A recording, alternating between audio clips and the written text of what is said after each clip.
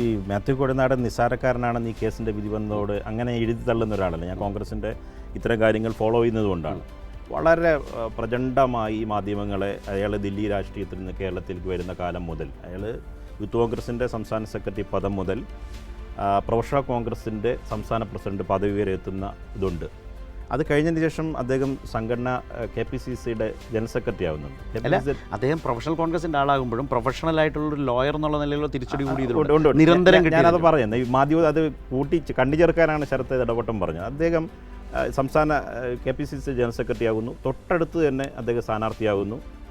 അങ്ങനെയൊക്കെ ഈ പറയുന്ന ഒരു കണക്കിന് ഇന്നത്തെ വിധി വന്നപ്പോൾ മാത്യു കൊഴുനാടൻ ഒരു കണക്കിന് സന്തോഷിക്കുന്നുണ്ട്. അയാൾ ഉണ്ടാക്കി വെച്ച ഒരു അജണ്ടയുണ്ടല്ലോ. ഈ തെരഞ്ഞെടുപ്പ് മുമ്പാണ് ഇത് വന്നിരുന്നുവെങ്കിൽ ഈ പറഞ്ഞ മാത്യു കൊഴുനാടന് സോഷ്യൽ മീഡിയ ഓപ്പറേറ്റ് ചെയ്യുന്ന അദ്ദേഹത്തിൻ്റെ അനുയായികളെ സംബന്ധിച്ച് അദ്ദേഹത്തിനെ തള്ളി പറയേണ്ടി വരുമായിരുന്നു. പക്ഷേ കുറച്ച് ആശ്വാസത്തോടെയാണ് ഇത് പ്രതികരിച്ചത്. അതിന് തെരഞ്ഞെടുപ്പിന് മുമ്പ് ഇത് വന്നു വിട്ടില്ലല്ലോ എന്നുള്ള ഇനി മാത്യു കൊഴുനാടൻ നമ്മളങ്ങനെ ഇത് അവസാനിപ്പിക്കില്ല. മാത്യു കൊഴുനാടൻ്റെ ഉദ്ദേശം എന്ന് പറഞ്ഞാൽ മുഖ്യമന്ത്രിയും CPM കേരളത്തിൻ്റെ CPMൻ്റെ ഏറ്റവും പ്രധാനപ്പെട്ട മുഖമെന്ന് പറയുന്നത് മുഖ്യമന്ത്രിയാണ്.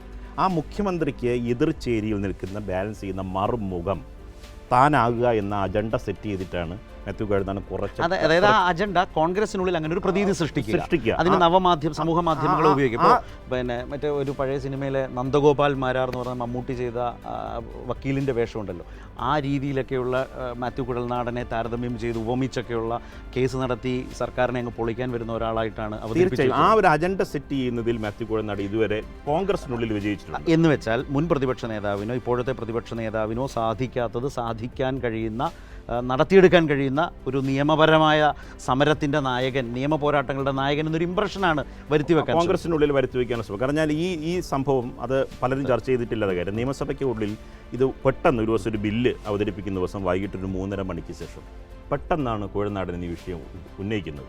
അപ്പോൾ പ്രതിപക്ഷ നേതാവ് VD സതീശൻ സഭയിലില്ല, രമേശ് ചെന്നിത്തല സഭയിലില്ല, തിരുവഞ്ചൂർ രാധാകൃഷ്ണൻ സഭയിലില്ല, വിഷ്ണുനാഥിനെ പോലെയുള്ള നേതാക്കൾ സഭയിലില്ല. കൊടുന്നിനെ ഇത് ഉന്നയിക്കുന്നു. പക്ഷേ കോൺഗ്രസ് ലീഡർഷിപ്പ് മാത്യു കൊഴുനാടനെ തള്ളി പറഞ്ഞില്ല. എന്താണ്? മുഖ്യമന്ത്രിയെയും പിണറായി വിജയനെയും CPMനെയും അറ്റാക്ക് ചെയ്യുന്ന ഒരു വാദമുഖം, ഒരു ആരോപണം ഉന്നയിച്ചാൽ അതിനെ തള്ളിപ്പറഞ്ഞാൽ സോഷ്യൽ മീഡിയയിൽ നിന്ന് ഈ നേതാക്കൾ ഭയക്കുന്ന ഒരു ചോദ്യമുണ്ട്.